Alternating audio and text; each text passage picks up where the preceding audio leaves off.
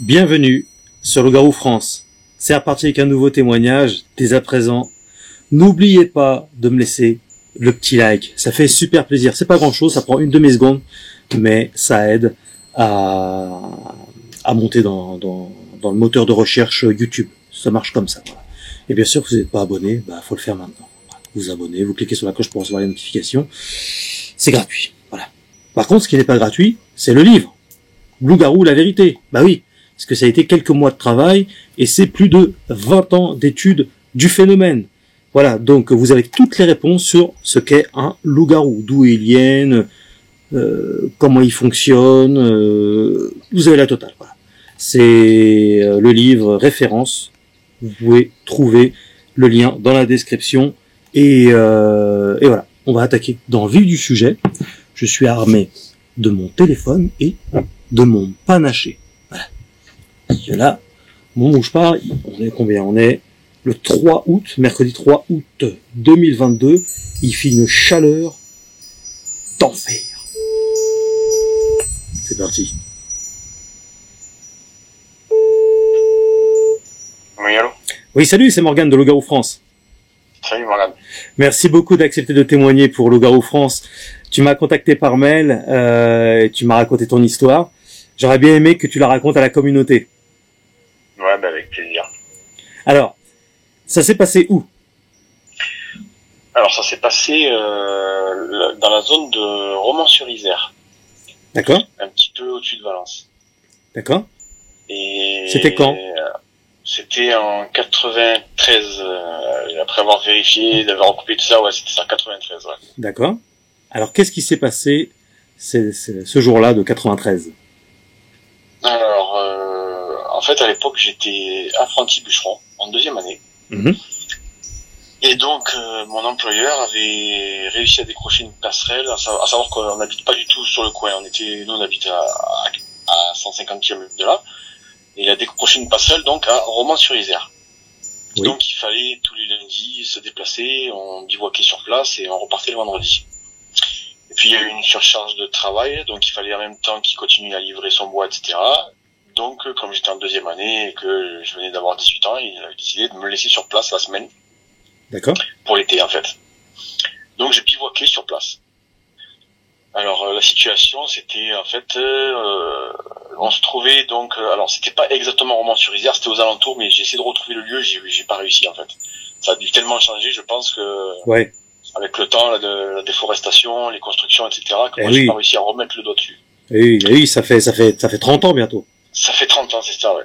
Donc ça a dû énormément changer. Mais à l'époque, je me souviens qu'on était à un petit kilomètre de l'autoroute. Oui. En fait, on se trouvait entre l'autoroute et une aire d'autoroute dans laquelle je me rendais tous les soirs pour me doucher. Et de l'autre côté, des bois. Et encore à 4-5 kilomètres de plaine, des montagnes. Voilà. Tout était boisé. D'accord. Je me rappelle bien du peuplement, c'était des gros chênes et du charme. Bon, mais ça, en tant que bûcheron, ça m'avait marqué. C'était du bois qu'on n'a pas chez nous. Mmh. Et c'était assez dense comme forêt. Et donc, j'ai bivouaqué en réalité entre donc cette aire d'autoroute qui était un petit kilomètre et qui était la bande qu'on avait commencé à abattre, donc c'était déboisé. Mmh. Et donc à 4-5 km de ces montagnes, c'était la zone qu'on n'avait pas commencé à déboiser. Très bien. Donc moi j'étais vraiment à la limite de ces deux endroits. En fait, on avait tracé un chemin pour séparer les deux parties en fait. Je vois. Comme ça se fait régulièrement sur les exploitations, mmh. pour sortir le bois en fait. Donc, mon employeur décide de me laisser sur place. Au début, très sincèrement, j'étais pas très chaud. Voilà. Ça fait un peu peur quand même. Oui. Pourquoi? Tout seul dans les bois. Ouais. Tout seul dans les bois. Quand t'es pas bien habitué, moi, j'avais grandi dans des villes quand même. Hein, bon. Oui. La nuit, bon. Tout à fait. Un peu stressant. Absolument. Et donc, au début, bien sûr, les premières nuits, j'ai eu pas mal de frousse. Les animaux qui visitent pas loin, bon, ben, quand t'es pas habitué, ça te met un peu en stress, quoi. Des bruits de partout, savoir que le campement, il était vraiment allé à 10 mètres de la forêt, quoi. D'accord. De l'autre côté, il y avait rien, jusqu'à l'autoroute. Enfin, il y avait rien. Il y avait, vous voyez pas forcément l'aire d'autoroute parce qu'il y a ce qu'on appelle des andins, c'est des tas de branches qui vont jusqu'au bout de l'exploitation, qui me paraît la vue, mais je savais qu'il y avait rien, quoi. C'était rasé, mais vraiment toute la grande partie, en fait, Donc à ma droite, il y avait cette forêt, et à ma gauche, il y avait l'autoroute. Et donc toute la partie à droite, c'était la forêt, quoi. Donc voilà. D'accord. Et les bestioles venaient régulièrement le soir quand même. Hein. Oui. Donc au début, j'avais peur, j'y allais, quand même, je m'approchais parce que j'étais curieux, puis je voulais combattre cette peur par, justement, en étant assez cartésien, en me disant je vais voir ce que c'est, comme ça au moins. Et à chaque fois, c'était des bestioles de bois, quoi. C'était très souvent, bêtement, hein. C'était des hérissons qui font bizarrement un boucan d'enfer. D'accord. Et puis, de temps en temps, c'était des sangliers, c'était arrivé une paire de fois du chevreuil, donc. Et on t'avait jamais parlé de loup-garou dans ce coin? Mais on m'avait jamais parlé de loup-garou tout court. En fait, pour moi, le seul loup-garou qui existait, c'était celui des films. D'accord, oui, bah oui. Voilà. Comme tout le monde, hein. Ouais, voilà, c'est ça. Et ma maman, en plus, lisait beaucoup de Stephen King. Mon père était cinéphile, donc j'avais eu l'occasion de voir le film à l'époque, c'était Peur Bleue. Oui, de Stephen King. Voilà, de Stephen King, et le fameux Hurlement que tout le monde a vu, je pense. Oui. Donc pour moi... Ça s'arrêtait là, quoi. Ouais, c'était du cinéma, et puis point barre, quoi. Mais quand même, t'es dans les bois, t'as toujours une petite anxiété, quand même, quoi. Oui, je te fais pas dire. Je connais. Tout à fait. Voilà. Malgré que je fasse, je suis pas tout à fait 1m75, mais je faisais à l'époque un bon 90-95 kilos, de bûcheron, quoi, tu vois. Oui. Je reculais pas devant grand chose, mais tout seul dans les bois, assez loin de... Parce qu'en fait, en plus, il y avait une route qui nous passait derrière, et il y avait jamais personne qui passait. À l'époque, c'était le désert. D'accord. J'étais quand même bien paumé, quoi. La ville, je savais même pas où elle était, tout simplement. J'avais pas le permis, c'est pas moi qui conduisais, ça m'intéressait même pas. Donc voilà, quoi. Très bien. Et donc, avec le temps, les bestioles venaient, je m'en foutais. À force, je m'en foutais. Ça a duré 2 mois, l'histoire où j'étais là-bas, quoi. Donc, à force, j'y prêtais même plus attention. Et quand vraiment ça venait s'approcher un peu trop près, je prenais ma lampe. Alors, à l'époque, c'était les lampes, on n'avait pas les lampes torches super techniques, on avait juste les lampes torches à la con, là, qui s'ouvrent en deux, là. Ah oui. En fer, là, on mettait les grosses piles plates dedans, là. Tout à fait, ouais. Ça rajeunit pas, tout ça. Non, malheureusement, non. Et puis surtout, ça éclairait pas loin. ouais, c'est de la merde, ouais, tout à fait. Donc, en fait, ce qui se passait, c'est qu'après ma journée de travail, on finissait tard de travailler parce qu'on faisait une pause quand il faisait vraiment trop chaud. On faisait une pause entre midi et 14h30, 15h. Oui. C'était l'habitude qu'on avait pris, donc moi, je continuais à faire la même chose quand j'étais seul. Je travaillais tard après, par contre. Je travaillais jusqu'à 21h après. D'accord. Donc après, le temps d'aller à la station, qui était une borne à pied, quoi. Tu allais te doucher, tu revenais, tu faisais ta popote, il faisait nuit, quoi. Tu t'avais mangé, il faisait nuit. D'accord. Donc là, il faisait nuit depuis une demi-heure, quoi. Ok. Et comme d'habitude, j'entends du bruit, et comme d'habitude, ce que je faisais à l'époque, c'était ça, en fait, c'est que quand ça s'approchait vraiment trop, que c'était vraiment trop insistant, je me suis dit, je vais quand même pas venir laisser les sangliers me manger sur les genoux, quoi. Oui. Donc, j'allais un grand coup franco, je rentrais avec ma lampe, et puis, à chaque fois que j'avais fait ça, dans la foulée, j'entendais partir en courant, et c'était fini. Parce que ton patron te donnait des conseils, peut-être, au cas où il y avait des animaux qui viendraient t'emmerder, ou? Alors, très sincèrement, j'en ai aucun souvenir. D'accord. Voilà. Peut-être qu'il l'a fait. Le seul truc dont je me souviens, c'est qu'à l'époque, il y avait eu une discussion quand même entre mes parents et mon employeur de savoir si c'était bien sûr de me laisser tout seul dans les bois, parce que j'étais quand même encore apprenti. Je venais d'avoir 18 ans, mais j'étais quand même toujours apprenti. Puis à l'époque, il n'y avait pas les téléphones portables en plus. Il n'y avait pas de téléphone portable, il n'y avait rien. Bon. Après, j'étais un grand garçon, j'étais solide, la station était, d'après lui, pas loin. Moi, je trouvais que ça faisait loin, mais bon. Puis bon, j'avais donné mon accord parce que en fait, j'étais en admiration devant mon patron. Pour moi, c'était quelqu'un que, voilà, quoi. Ouais. Je voulais pas passer non plus pour une chèvre, un peu, hein. Ouais. Et puis, mes parents, mon père, c'est pareil, c'est un grand galard solide, je voulais pas passer non plus pour un lâche, donc, j'ai dit, allez, c'est parti. Mais je me souviens pas de conseils de quoi que ce soit. J'avais une trousse à pharmacie, c'est certain. Mais pas plus. Voilà. Très bien. En tout cas, c'est pas quelque chose qui m'a marqué à l'époque, quoi. Et donc le soir, comme je disais, j'ai fini par m'habituer, moi, à toutes ces bestioles, et j'y allais franco quand ça arrivait. Et donc, un soir, c'est pareil, ça faisait un petit moment que j'entendais du bruit. J'entendais, en fait, quelque chose qui marchait. Voilà. Alors, je pourrais pas dire si j'entendais quelque chose qui marchait à 2 pattes ou à 4 pattes, parce que sur le coup, j'y ai pas prêté attention. Pour moi, c'était du bruit habituel. Oui. Et voilà. Mais ça se rapprochait, tranquillement, mais sûrement. Et donc, j'étais là, tranquillement, au coin de mon feu, j'allais me préparer à aller me coucher, parce que j'avais fini de manger, etc. J'étais en train de ranger mon barda, parce que c'est pareil, comme j'étais tout seul pendant une semaine, j'avais une grosse caisse en fer qui était sur le camion. En fait, j'avais un camion avec moi qui le laissait là, et dans lequel on chargeait, sur lequel il y avait du matériel, en fait. D'accord. Ouais. Et sur ce camion, il y avait une grosse caisse en fer et dans laquelle j'avais un bac avec des blocs de glace et c'était le début de la viande charal sous vide là. Il me laissait cette viande-là sous vide là avec des boîtes et je me faisais cuire ma nourriture au feu quoi, direct. Donc je finissais de ranger mon bardage, je faisais mes 4 conneries que j'avais à faire et tout. Et cette bestiole, elle tournait autour du feu. Enfin, elle tournait autour du camp, elle se rapprochait de moi quoi. Et là carrément, je la trouvais vraiment insistante quoi. Donc je prends ma lampe et comme d'habitude, je fonce dans le bois, mais alors vaillant quoi. Et il faisait noir là à ce moment-là. Ah, il faisait complètement noir. Il était quelle heure approximativement? Je te dis, je finissais de travailler à 9h, on était en été, je pense qu'il devait être quelque chose comme 22h30, peut-être 23h. Ah oui. Ah oui, donc, ok. Ouais, il était relativement tard quand même. Hein. Ouais. Donc voilà, je ramasse ma lampe, je fonce dans le tas.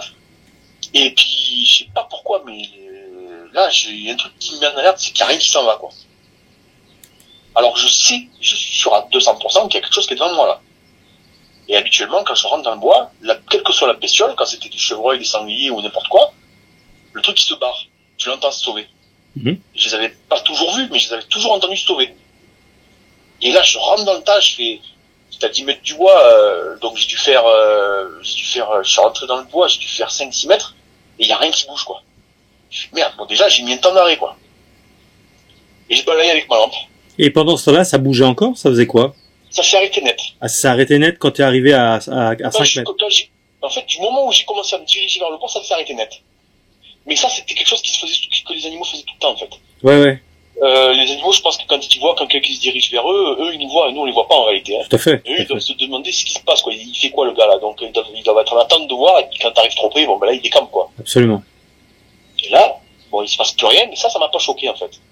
Ce qui m'a choqué, justement, c'est qu'il se passe rien, quoi. C'est qu'il y a rien qui s'en aille, même quand j'étais sûr d'être pas loin du bruit que j'ai entendu, quoi. Et là, je me suis dit, attends, qu'est-ce que c'est que cette histoire? Et donc, je cherche avec mon torche, je balaye. Et en balayant, alors je balaye plutôt à hauteur de torse, on va dire, voire même un peu plus bas, parce qu'en général, les animaux que tu croises, ils sont de cette hauteur-là, hein. Mm-hmm. Et donc, en balayant, à cette hauteur-là, je vois pas grand-chose, et puis, je vois comme du poil un peu plus haut, je lève la tente, et là, je tombe sur un canidé. Ce que moi, je prends pour un canidé. Mais une tête qui se trouve, je dis, je fais pas tout à fait 1m75, c'était plus haut que moi, quoi. Donc, je dirais un truc qui faisait un bon 85-90, quoi. D'accord. Elle était à cette hauteur-là. À combien de mètres? C'était j'ai essayé de voir à peu près, parce que il faut en rester une de ces lampes à la con, là.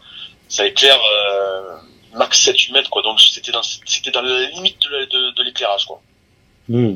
Donc, on va dire c'était à peu près 7-8 mètres, je pense. D'accord, donc tu voyais quand même, enfin c'était pas trop loin non plus, même si, on appelait ça des piles électriques, c'est ça? C'est ça, voilà. Ouais. Et ça éclairait jaune, ce truc-là. C'était pas une lumière blanche, ça éclairait jaune. C'était vraiment... Ouais. Alors là, donc, tu le vois, donc, qu'est-ce qui se passe? Ah ben, moi, je me fiche, d'abord, parce que, grosse surprise, je me fiche parce que, d'abord, je comprends pas très très bien ce que c'est sur le coup. Et puis, parce que là, tout de suite, par contre, j'identifie un canidé quand même, quoi. Un prédateur éventuel.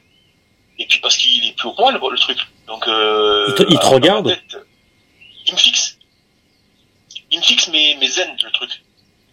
Il me fixe, mais vraiment pas en mode stress. Contrairement à moi qui avait le cœur qui commençait à monter dans les tours, quoi. Il avait les yeux de quelle couleur?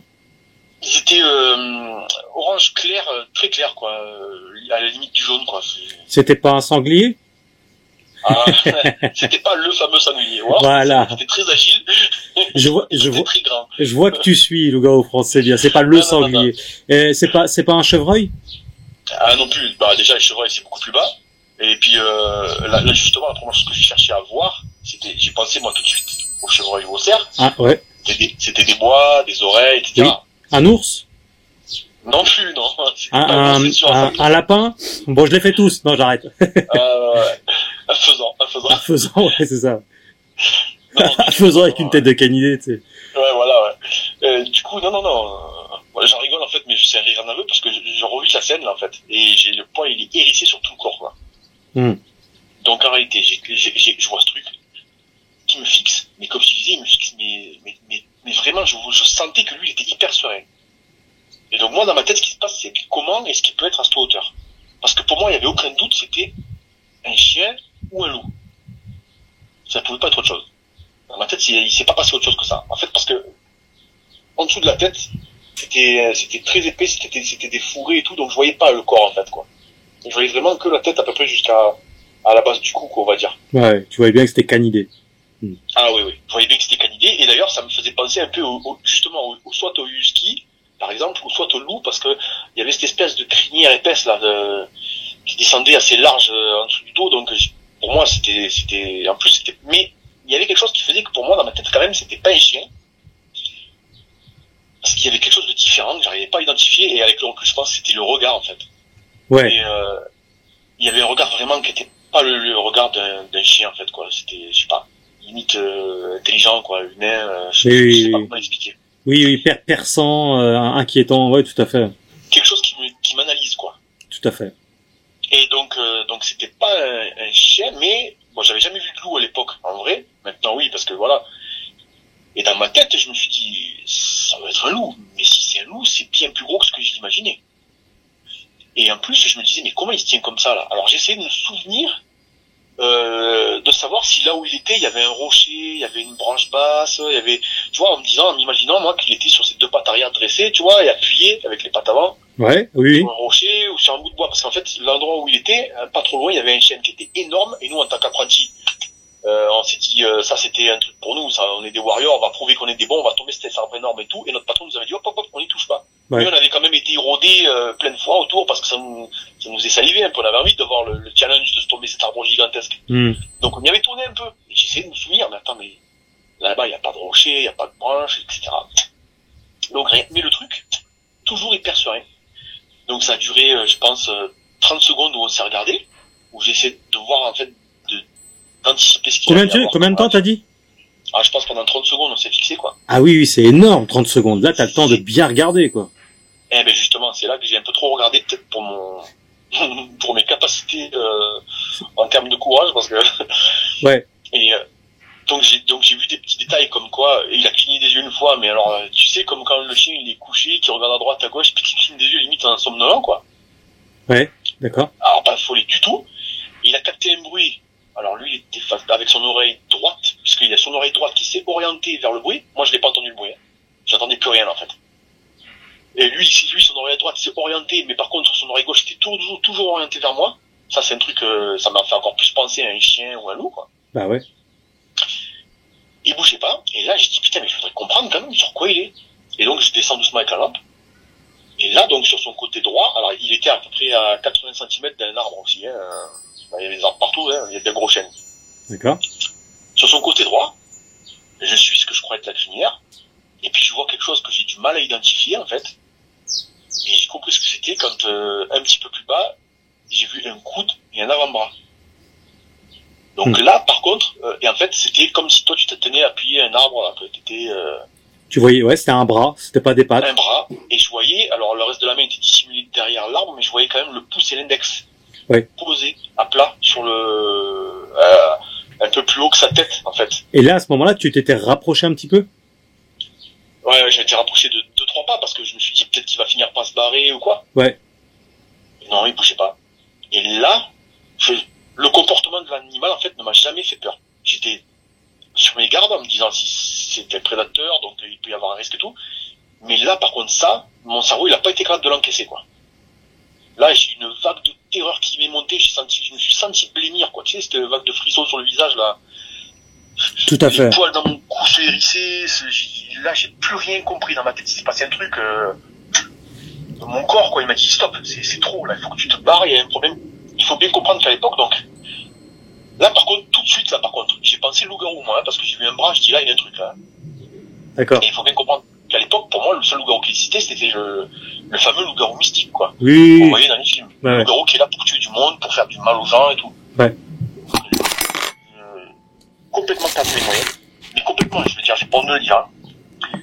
Et j'ai fait ce que normalement on devrait pas faire devant un prédateur, mais moi je l'ai fait, je suis parti en courant comme un fou, et j'ai sauté le feu de camp. Alors, attends, excuse-moi, ça a coupé, t'as dit quoi? J'ai fait demi-tour, je suis parti en courant comme un fou. D'accord. Et j'ai sauté le feu de camp. derrière le feu de camp, à 400 mètres du feu de camp, il y avait, un peu plus loin peut-être, il y avait le camion. Je me suis jeté sur la porte du camion avec toujours dans l'esprit, de toute façon, je vais sentir 2 pattes sur mes épaules et ça va être terminé.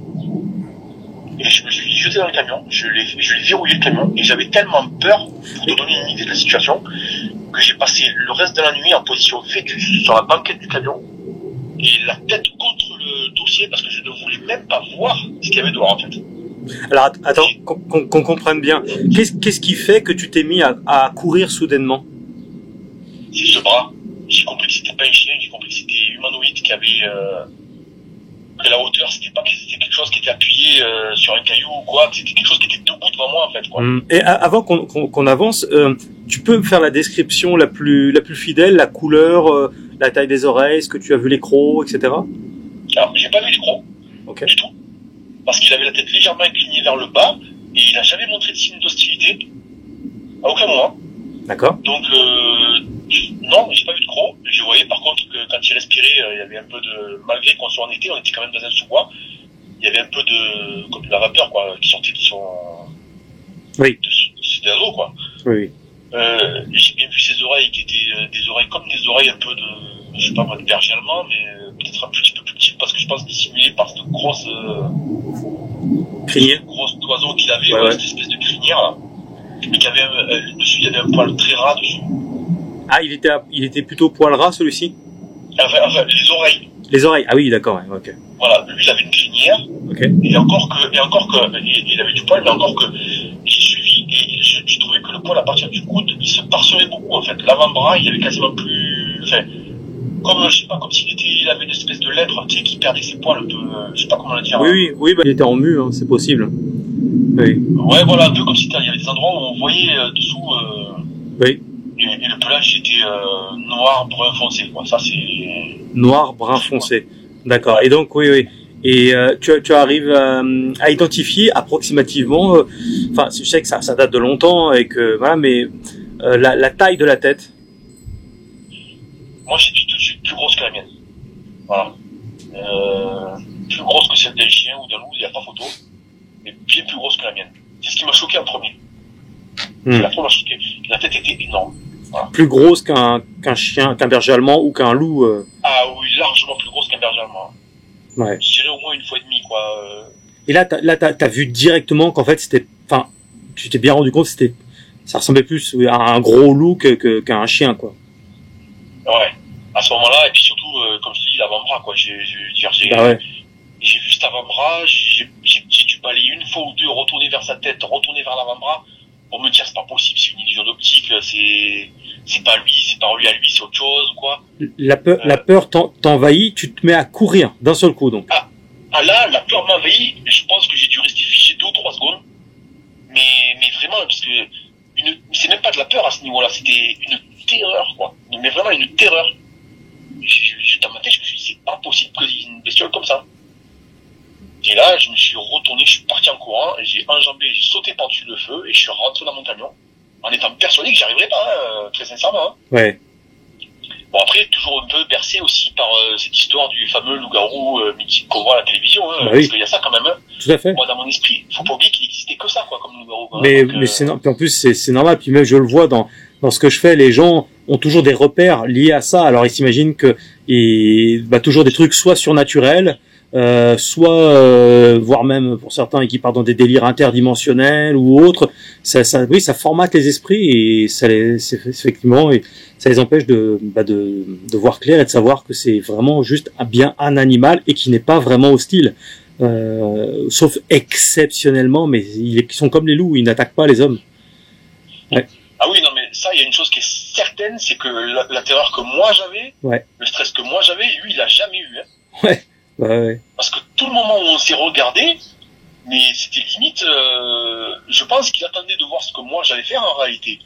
Mais sans se dire que, en fait, je pense que lui, il est tout à fait conscient de sa et regarde, de l'animal. Là. T'as vu, t'étais seul, il pouvait t'attraper et faire de toi de la charpie. Oui, c'est pour ça que je dis, je pense qu'il est tout à fait conscient de sa force, et que c'est pour ça qu'il a pas peur d'un gars tout seul dans les bois, du tout, parce qu'il sait qu'il a fait qu'une bouchée, et que s'il avait vraiment eu envie, mais je pense que je l'aurais regardé 10 secondes et pas 30, quoi. On se serait croisé le regard, ça aurait été réglé l'histoire. Absolument, ouais. Et là, non. Là, il a... Alors, t'arrives dans ton camion, qu'est-ce que tu fais? Ah, je me mets tout de suite en position, mais je m'enferme à clé, dans le camion. Et puis le camion, c'est haut quand même, hein. C'est, la cabine, elle est à, ouais, je sais pas combien c'est, mais bon, la portière, la vitre, elle est à 2 mètres, quoi, à peu près. Oui. Ah, ben là, je veux plus voir ce qui se passe dehors. Très sincèrement, après, je pourrais pas être de grande utilité, je ne veux même plus voir ce qui se passe dehors. Je me mets en position fœtus. C'était une banquette, du côté passager. Je me mets là-dessus en position fœtus, tourné vers la banquette, en plus, parce que dans ma tête, dans mon cerveau, il est interdiction de regarder ce qui se passe dehors. Je ne pense. Je veux même plus savoir, en fait. Je suis totalement paniqué. J'écoute, parce que je peux pas faire autrement. Donc j'écoute. J'entends pas de bruit particulier. Pourquoi, excuse-moi, pourquoi tu démarres pas le camion et tu te barres en vitesse? Mais parce que j'ai pas les clés, en fait. Mon patron me laisse le camion pour me laisser, en fait, tout un tas d'outils, etc. Mais moi, j'ai pas d'outils, j'ai pas de clé de camion. Certains te diraient, mais c'est quand même inconscient. Si t'arrivait quelque chose de grave, tu fais comment? Ah, mais c'est complètement inconscient. Mais de toute façon, j'ai pas le permis. Donc quoi qu'il arrive, à l'époque, j'ai pas le permis. Donc quoi qu'il arrive, je suis tout seul dans les bois, j'ai pas de permis, quoi. On peut dire que c'est complètement inconscient. On peut dire que ça correspond aussi, c'est vrai qu'il y a quand même 30 ans, ça correspond peut-être à aussi une époque, une mentalité de l'époque. Pour moi, c'est exactement ça. Et puis c'est exactement que ça correspond à une époque. À l'époque, les portables, ça existait même pas. C'est arrivé, je crois, 5 ou 6 ans après. On n'en parlait même pas. Ouais. Moi, tu sais, depuis tout petit, je suis de la nature en plus. Je suis pêcheur. Alors, donc autant te dire que ça me poursuit depuis. Autre chose aussi, c'est que ton patron n'avait jamais eu manifestement affaire à ce genre de bestiole, et donc pour lui, en fait, techniquement, il pouvait rien t'arriver de spécial. Peut-être, bon, un accident, ça peut toujours arriver, bien sûr, mais bon, effectivement, il se disait, bon, bah voilà, il y a peu de chances qu'il lui arrive quelque chose aussi, ouais. Alors, je suis d'accord avec toi, je pense que lui, il a jamais eu affaire à ça, mais c'était quand même inconscient, dans la mesure où j'étais quand même apprenti bûcheron, et je me baladais et toute la journée, je manipulais une tronçonneuse quand même. Avec le recul, moi, je me dis, mais on était fous, en fait. Mais carrément. Je me dis, mais on était fous. Il y a des accidents tous les ans. Tout seul, Oui, pardon, excuse-moi. Oui. Non, mais tu as raison, il y a des accidents tous les jours, un coup de tronçonneuse, tu meurs d'une hémorragie tout seul dans les bois, quoi. C'est clair. Enfin, pas vraiment tout seul, avec le loup-garou. Ouais. Ouais. Ah, ben au moins, j'aurais servi de repas à quelqu'un. Ouais, c'est clair. Et alors, du coup, ensuite, tu fais quoi? Ah ben, donc, je reste donc, prostré dans ce camion, terrorisé, en étant toujours dans mon esprit, en étant sûr que le machin, de toute façon, il va venir. Il va arracher une portière, il va me déglinguer dans le camion, j'en étais certain. Pour te dire le niveau de peur, quoi. Ah ouais, l'enfer. C'était pour moi, c'était fatal, de toute façon, c'était la fatalité, je veux dire. C'était comme ça, mon cas était réglé, mais c'était le seul refuge que j'avais, en fait, quoi. Et donc, et pendant 10 minutes, donc, de panique totale, limite, je sanglote, quoi. J'avais 18 ans, quand même, puis je suis un gros gaillard, hein. Oui. Mais quand même, j'avais tellement peur. Et à un moment, j'ai entendu, qui a dû venir probablement près du camion, près de la portière. J'ai entendu, en tout cas, peut-être que c'était pas lui, je sais pas, mais, comme du pelage frotter la portière de l'extérieur. Et alors là, comment te dire que... Ça peut pas être des feuilles poussées par le vent. Non, le camion, il était... Si tu veux, j'étais sorti du bois, j'avais enjambé le camion, lui, il était pas dans le bois, il était de l'autre côté du feu de camp, qui lui, déjà, était à une dizaine de mètres du bois. D'accord. Donc, impossible. Le camion, il était au milieu d'un chemin de terre qu'on avait ouvert nous, donc il n'y avait que lui. Donc c'est sûr à 100% que c'est bien quelque chose qui est venu frotter le camion. Tout à fait. Donc là, alors là, pour moi, c'était le moment où j'allais mourir, ça y est, c'était fini. Et puis plus rien. J'ai passé la nuit entière comme ça, à claquer des dents. Tu t'es endormi ou de fatigue? Non, jamais de la vie. Non seulement je me suis pas endormi, mais quand le jour est arrivé, il m'a fallu au moins 1 heure pour me donner la force, juste de regarder à l'extérieur. En fait, t'as passé la nuit recroquevillé allongé sur les sièges, c'est ça? Exactement. Ah ouais, j'ai supporté tout. Les crampes, il y avait plus rien qui faisait quelque chose. J'avais tellement peur. C'est incroyable, ouais. Mais faut se mettre à la place moi, en plus, j'étais pas un jeune qui sortait tous les jours avec les copains et tout. Moi, j'étais un gamin encore dans ma tête, quoi. Ouais, tu me disais que t'étais quelqu'un aussi d'introverti. Très introverti, très timide, replié sur moi-même. Bon, ben. Ouais, ah bah là, ouais, t'étais replié sur toi-même pour le coup. Ah là, replié en 3 même, parce que là, franchement, et donc, le matin, il m'a fallu, au moins 1 heure, je pensais. Alors, j'ai plus exactement la notion du temps de l'époque, mais c'est ça, quoi. En fait, c'est quand même, je me mets à ta place, hein, j'ai une certaine empathie en général. Tu vois le soleil qui commence à se lever. Bon, l'Américoré, lui, il vient pas, mais tu vois le soleil se lever. Tu dois être, tu dois commencer à être soulagé quand même de voir le jour qui revient, tout, non? Un soulagement, mais un truc de fou. Mais quand même, le doute. De se dire, il est peut-être tout le machin, peut-être que je me trompe, peut-être que c'est... Ouais. Peut-être que c'est pas dans les films, qu'il leur faut pas une pleine lune, peut-être que... Tu vois? Tellement ça m'a choqué.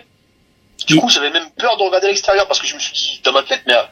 Après, il faut savoir que c'est un peu mon problème, c'est que je pense tout le temps, moi, en fait. Tout le temps. Ouais, t'es un hypersensible. Donc, je suis exactement. Tout à fait. C'est exactement ça. Ouais. Et donc, dans ma tête, dans la nuit, qui a été très longue, je peux te le dire, parce que là, admettons qu'à 11h du soir, j'étais dans le camion, jusqu'à le soleil qui se levait vers 5h, à 5h45, je pense que l'été, c'est ça à peu près, 5h30, 5h45, je te garantis que les heures, tu les vois passer, hein. Ah ouais, putain, la galère. Et les minutes et tout. Et quand le soleil s'est levé, je me suis dit, imagine, tu lèves la tête pour voir dehors c'est quelque chose, et puis lui, il est juste là derrière la vitre. Mais... tous les scénarios étaient envisagés dans ma tête. Ouais, je comprends bien, tu psychotais à mort. Mais alors, du coup, comment tu fais pour sortir de ce camion à un moment donné? Il faut bien que tu sortes quand même. Ah ben à un moment, j'ai pris mon courage à deux mains et j'ai regardé.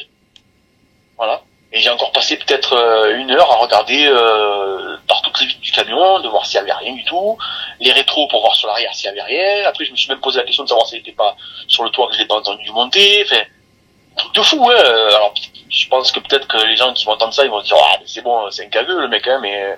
Ben non, mais... Faut se mettre à ma place de minute. Ah non, mais carrément. Carrément. Et là, tes collègues, enfin, ton patron, ou, enfin, je sais pas s'ils sont plusieurs à te rejoindre? Non, c'était mon patron qui venait me chercher. Et il est arrivé vers quelle heure, lui? Ah ben voilà, le coup de bol du siècle, parce que ça aurait pu m'arriver un lundi soir, ça, et là j'étais mal. Hein. Ça s'est passé un jeudi. Et lui, il venait me chercher le vendredi. Et tu restais tout le temps dans la forêt, c'est ça? Ah oui, j'avais un feu, je coupais du bois toute la journée, je faisais mes tas, je faisais mes andins, et puis je mangeais le soir et le midi, quoi. Hein. Et puis le vendredi, il venait récupérer le bois et charger, et on le ramenait au dépôt, il me ramenait en même temps. D'accord, ah oui, d'accord, je vois. Ouais. Alors, c'était... Là, il arrive à quelle heure, du coup? Je me rappelle plus exactement à quelle heure il arrivait, mais je me rappelle en fait que c'était un milieu de journée, parce qu'il fallait charger le camion et tout. Mais l'heure exacte, midi, 1 heure, je sais pas. Alors, t'as fait quoi, du coup, pendant toute la journée, une fois que t'étais sorti du camion? Sorti du camion, c'était bref, quoi. J'ai regardé bien autour, j'ai mis très très longtemps à sortir du camion, je suis sorti du camion, mais j'étais tellement pas tranquille, en fait, que, j'ai un peu honte de le dire, mais j'ai passé le reste quasiment à attendre dans le camion. Voilà. Ouais. Et quand ton patron est arrivé, comment ça s'est passé? Il m'a demandé ce que j'avais, en fait. J'avais tellement honte que comme je disais, mon patron, en plus, je le porte en estime, quoi. Je me suis posé la question de lui dire, si je raconte ça, que je lui ai prétexté que j'étais malade, en fait, que j'étais pas bien, et j'y ai pas dit. D'accord. Ouais. J'ai préféré faire le silence. J'avais peur qu'il me prenne pour un fou, qu'il se moque de moi, j'ai eu peu de figure paternelle, en fait, et lui, c'était vraiment, tu vois... Là, je comprends, un mentor, tout ça, je comprends. Ouais, c'est ça, voilà, c'était vraiment quelqu'un que j'aimais beaucoup, et je voulais pas me dévaluer à ses yeux. Et tu as eu peur qu'il se fout de ta gueule, quoi? Complètement. Okay. Je n'ai pas parlé en grande partie à cause de ça. Je me suis dit, il va me ridiculiser, il va me dire que c'est bon, j'ai vu un chevreuil, que voilà, que je suis un péteux, machin. Ouais, mais je veux dire, il te connaissait quand même, il savait que c'est bon, maintenant t'étais habitué, et puis je sais pas, enfin, il te connaissait, il voit bien que t'es pas un barjo, un taré, qui ment, tout ça. Peut-être, il me connaissait, mais tu sais, quand t'es timide, c'est un peu irrationnel quand même, tu vois. Ouais. Tu te fais des montagnes de pas grand chose, et puis quand t'es hypersensible, c'est le cas. Donc moi, je m'étais dit je m'étais fait encore une fois de plus une montagne de pas grand chose en me disant ouais, je comprends. Voilà, donc, et par contre, j'en avais parlé à l'époque à l'autre apprenti qui avait, on était en alternance, quand je l'avais vu. Ouais. Parce que on devait revenir, la semaine d'après, mais là, j'ai prétexté que je ne sais plus. Des crises d'angoisse, je ne sais quoi. Enfin, j'ai tout fait pour pas y retourner, je suis jamais retourné. Ah, d'accord. Ah oui. Donc en fait, t'as fait quoi?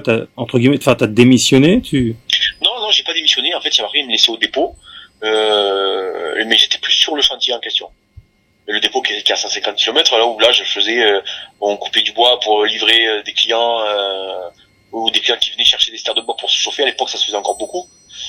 Donc moi, je préparais, en fait, je faisais, mais je suis plus allé sur le chantier.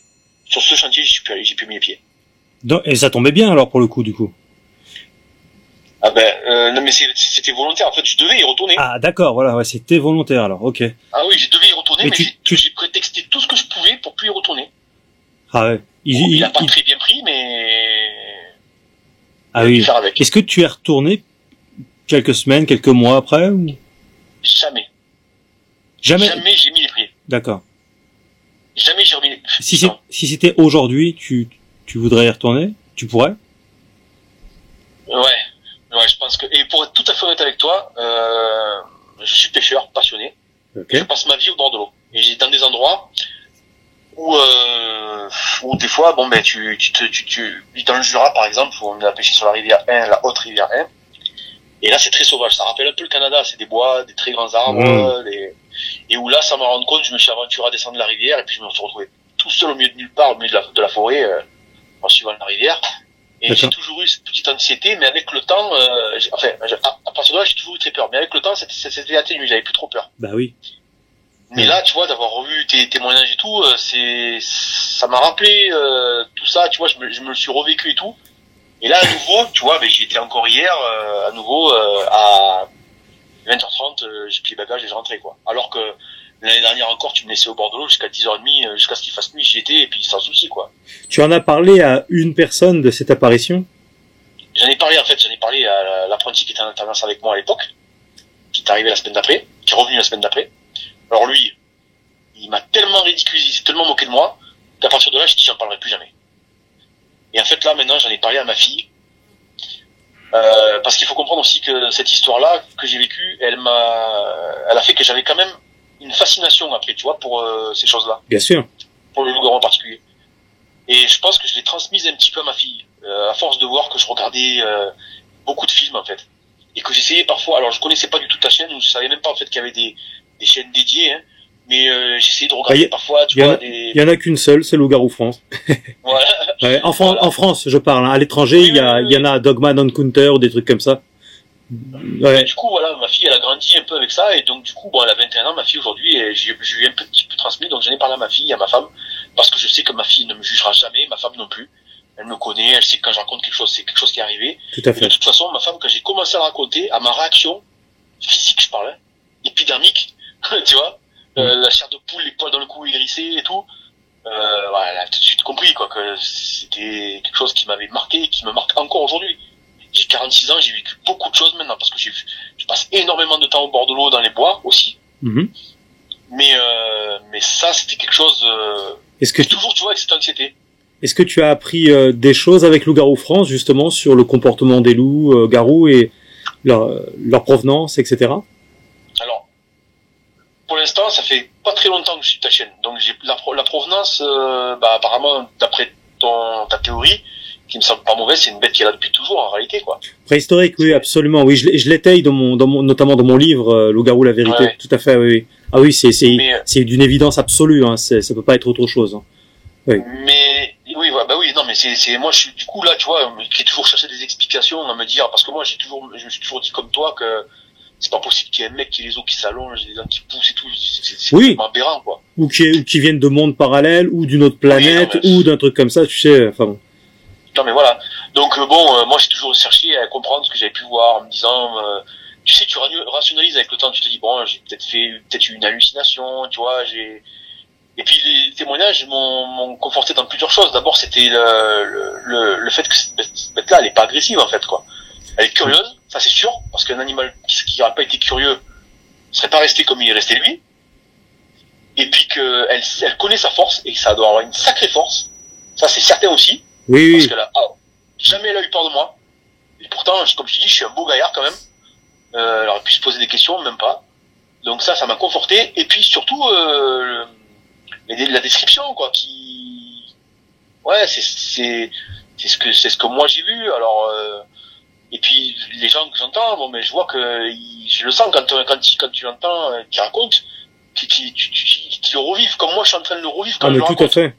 Tout à fait. En soi, il y en a même tellement des témoignages que, en soi, dans l'absolu, ça devient une preuve irréfutable que le loup-garou existe bien. C'est pas comme s'il y avait un ou deux témoignages comme ça qui se battaient en duel. Non, là, il y en a tellement qu'au bout d'un moment, on peut pas dire que ces gens-là, c'est tous des tarés qui ont rêvé. Et je te le dis, hein, aucun des témoins n'ont rêvé, ou ont mal analysé, ou un truc comme ça. Je discute toujours beaucoup avec les témoins en général, et voilà, c'est pas des fous du tout, quoi. Je te le dis, hein. Non, mais bon, de toute façon, il y a 2-3 témoignages qui m'ont marqué, quoi. Ah oui. Ouais, entre autres les deux dames âgées, là, une qui était avec son petit frère et ses chèvres, là. Oui, à Salazac, on lui passe le bonjour. Mireille, salut. Voilà, alors ouais. Celui-là, il m'a quand même marqué, parce que tu sens qu'elle, c'est pareil, elle le revit vraiment, là. Absolument. Et puis, l'autre dame aussi, qui était allée avec ses petites copines à l'époque sur un cimetière à Grenade. Voilà, c'est ça. C'est à Grenade, c'est une zone explosive. C'était le cimetière des Pestiférés. On salue aussi la témoin. Tout à fait. C'est ça, voilà, le cimetière des Pestiférés. Voilà. Bon, mais ça c'est des reportages, c'est des témoignages qui m'ont marqué et qui m'ont conforté dans le fait que j'étais pas fou, quoi. Et tu vas voir, il y en a d'autres qui arrivent. Ouais, bah j'imagine bien. Hein. Alors après, très sincèrement, il y en a un qui m'a vraiment beaucoup impressionné. Oui. C'est ce Canadien là qui les croise comme on croiserait notre voisin dans le chercher le pain. Oui. Ah bah tu vois, il a un peu, enfin, lui c'est vraiment le gars de la forêt. Hein. Tu sais, lui, il faut pas lui parler ville, technologie, tout ça. Lui, tu parles bout de bois, forêt, hache, tronçonneuse, des trucs comme ça. Sinon le reste, c'est un gars de la forêt, tu vois. Donc c'est pour ça qu'il cherche même pas à prendre des vidéos, des trucs comme ça. Il est pas vraiment du tout comme, enfin, tu sais, il y a toujours des gens qui disent mais je comprends pas. Moi, j'aurais fait des vidéos, j'aurais fait ceci, j'aurais fait ça, mais ces gens-là ne fonctionnent pas comme nous, quoi. C'est le gars de la forêt. D'ailleurs, on l'appelle comme ça, le gars de la forêt. Hein? C'est facile à dire aussi. J'aurais pris des vidéos, mais quand il est en face du truc là, oui. Moi, je te garantis que tu prends pas le temps de sortir ton portable. Hein. Ah bah oui. C'est ce que d'ailleurs je t'ai pas posé la question qui était pourtant évidente. Pourquoi t'as pas pris? Ah bah oui, de toute façon t'avais pas d'appareil photo, tout ça. Si t'en as 93, le seul téléphone que j'avais à disposition, c'était celui de la station de l'aire d'autoroute, quoi, qui était à une borne. Hein. Il y avait rien. Ouais, c'est plus une sorte de talkie-walkie à la limite. Non mais j'avais même pas ça. J'avais absolument aucun moyen j'avais même pas ça. Ouais. J'étais vraiment. Et c'est vrai que quand j'en parle avec ma femme et ma fille, on se le dit, on dit mais on était des fous, on était complètement inconscients. Absolument. Complètement inconscients. Mais comme moi j'ai fait plein de trucs à l'époque, quand j'allais pêcher justement, où je me perdais dans des endroits sans rien, sans... Est-ce que tant d'années après, est-ce que t'as encore contact avec cet homme que tu aimais beaucoup? Enfin, je l'ai revu il y a une dizaine d'années. Voilà. Et depuis je l'ai pas revu.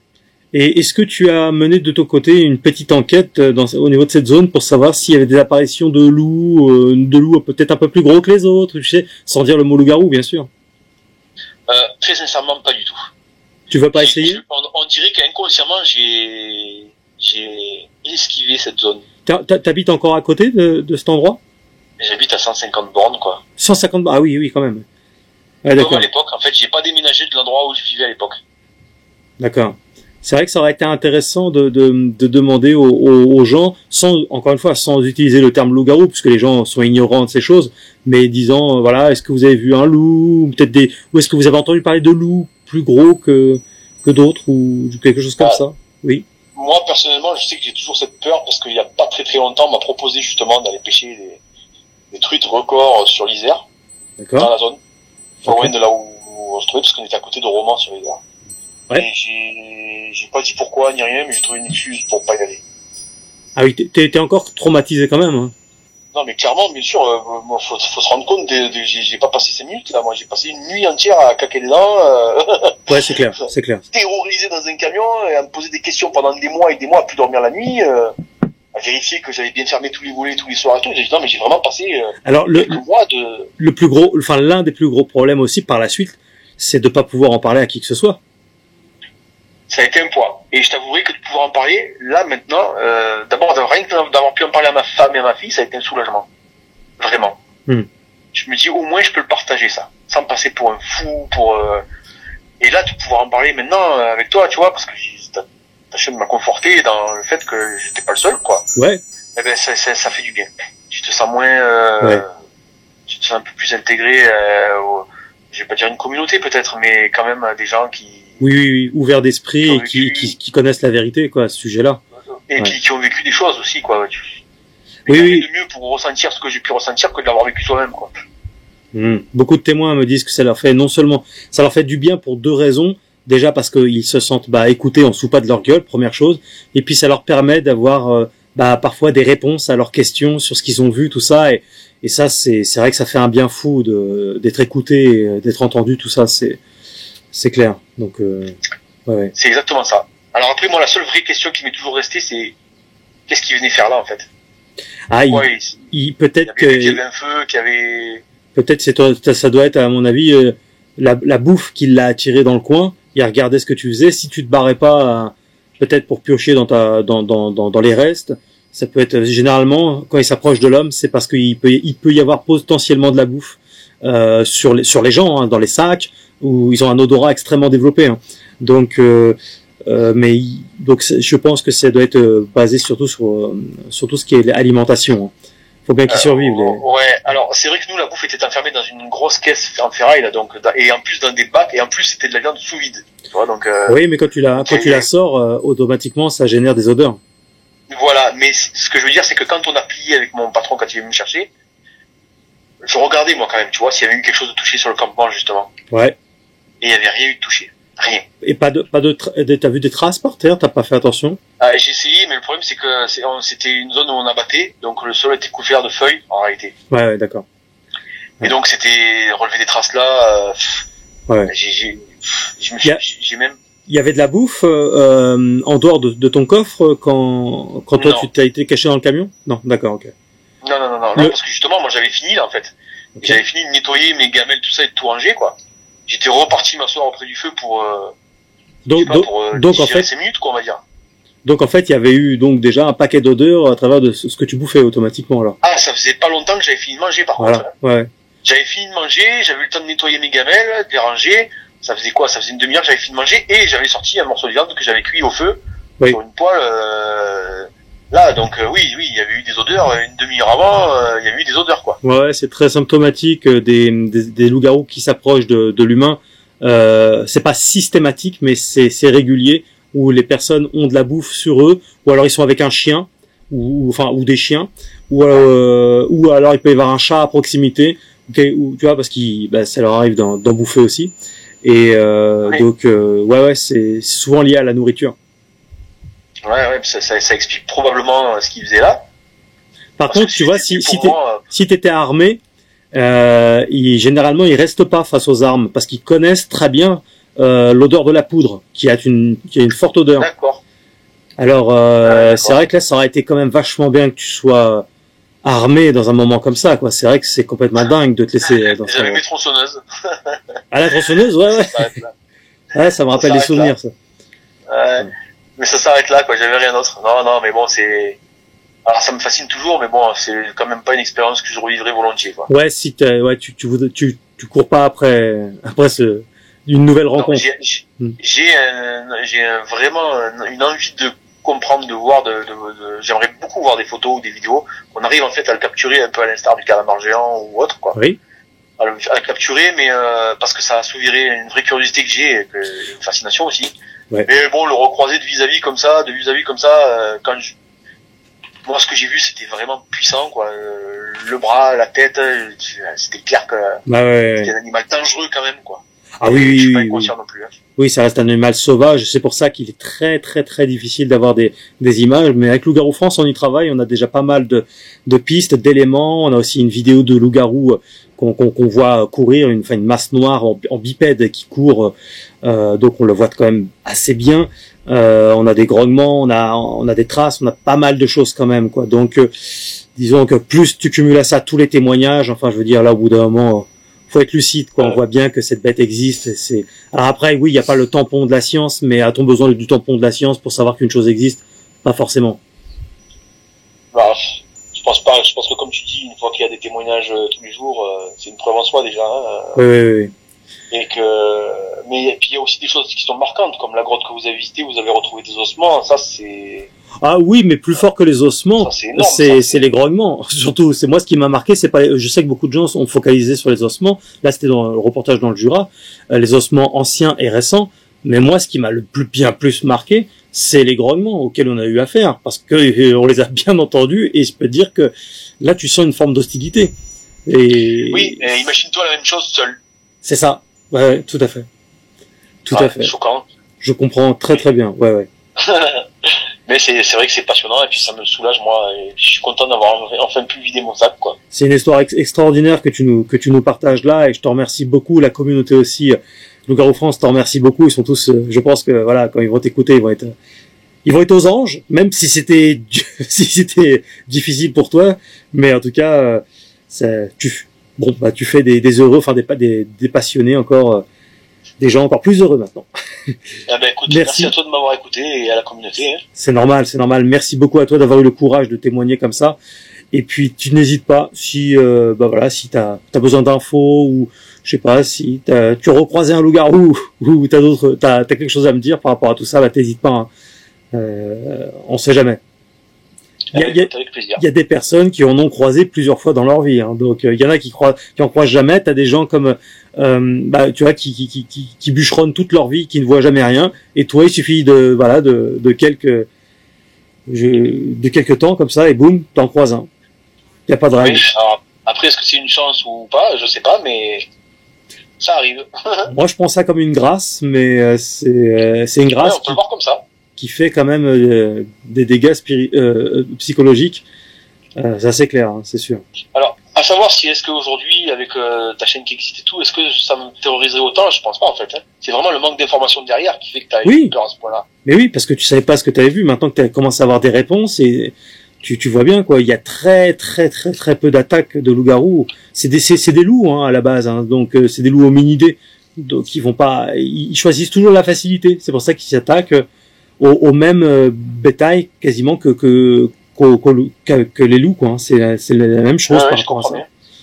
Alors après, moi j'ai une théorie qui vaut ce qu'elle vaut, qui est peut-être pas très élaborée, mais oui. Est-ce que comme les sangliers par exemple qu'on voit de plus en plus dans nos villages et tout, est-ce qu'ils seraient pas un peu victimes de la déforestation, de la surconstruction, qui les obligerait à avoir plus de contact justement avec nous et qui ferait qu'on ait plus de témoignages de plus en plus, quoi. Ça veut rien dire parce que je vois qu'il y a énormément de témoignages qui datent de plusieurs dizaines d'années, mais en soi, je ne pense pas. Les forêts sont quand même très vastes. Je me le dis tout le temps quand je sillonne la France. Putain, mais là, il peut y avoir des dizaines de loups-garous, tu les vois pas, quoi. En plus, il y a des grottes partout, des cavités, des cavernes. Va voir un loup-garou là-dedans, c'est petit bonheur la chance, quoi. Puis comme il s'approche pas des humains, l'immense majorité du temps, il y a des humains qui en croisent de temps à autre, comme ça. Mais c'est des animaux sauvages, donc c'est pour ça que j'ai compris par déduction évidente, de témoignage en témoignage, avec l'expérience que j'ai, que c'était quasiment tout le temps lié à la bouffe quand quelqu'un croisait un loup-garou, à moins que la personne le voie lorsqu'elle est sur la route, mais là le loup-garou est souvent en train de soit bouffer une barbaque par terre ou quelque chose. C'est souvent lié à la bouffe. C'est pas tout le temps, hein, mais c'est très souvent. Oui. C'est des animaux sauvages, et il faut qu'ils mangent. Ouais. Oui, bien sûr, oui. Oui, puis au pire de les surprendre alors qu'ils s'y attendaient pas, voilà, là on peut tomber dessus, mais. Bah ouais. Mais c'est souvent dans ce cadre-là. Mais grâce à cette activité, à un moment donné, en faisant le job, en déposant des caméras de surveillance partout, et c'est du budget, c'est du temps, mais on arrivera à de plus en plus de résultats. Et puis si les gens veulent pas y croire, ils n'y croient pas. S'ils veulent se rassurer en disant que c'est du fake, que c'est des faux témoins, des faux reportages, si ça les rassure, ça leur fait du bien. Ou si ça occupe leur vie, tu sais qu'on appelle ça des haters sur les réseaux sociaux. Oui, mais ça. Ça leur fera du bien, mais non, c'est bien, c'est pas des conneries, il y a pas de fake, tout est vrai, ça existe les loups-garous et je l'assumerai jusqu'au bout parce que je le sais, c'est une certitude absolue. Non, mais c'est bien d'avoir des convictions, quoi, il faut. Ouais, surtout quand c'est pas des conneries. Oui, non, mais c'est ça, voilà. Ouais. Il faut les tenir. Merci beaucoup. Merci à toi. On reste en contact. Si t'as besoin, n'hésite pas. Avec plaisir. Bonne soirée. À bientôt.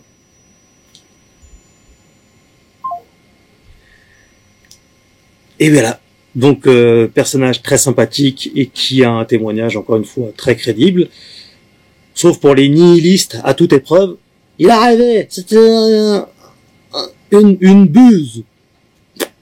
Ah non, mais des fois, c'est de ce niveau-là. Hein. Non, mais là, j'ai envie de la dire, t'abuses. Donc oui, justement, j'apportais des éléments de réponse dans ce témoignage-là, mais vraiment, si vous n'avez pas lu le livre, vraiment procurez-vous-le. Voilà, vous l'avez sur Amazon et au moins vous aurez beaucoup de réponses, toutes les réponses qu'il faut. C'est le seul livre sur le loup-garou qui vous explique les choses très simplement. On va droit au but, on tortille pas du cul pour chier droit, comme on dit. On n'est pas dans des thèses rocambolesques, délirantes. Vous le verrez, hein, je parle de la lycanthropie, je parle des thèses d'un certain nombre de personnes qui veulent y voir des êtres mystiques ou autres. Ouais, c'est très très simple à comprendre, très facile. Donc voilà ça. Si vous-même vous pensez que vous avez été témoin d'un loup-garou, on peut en parler, vous pouvez me contacter, loup-garoufrance@gmail.com, loup-garoufrance@gmail.com, et vous avez le site officiel sur lequel vous avez toutes les vidéos, toutes les infos, vous avez la boutique, vous avez plein de trucs, loup-garoufrance.fr. Merci infiniment pour votre soutien. Vous étiez sur Loup-Garou France.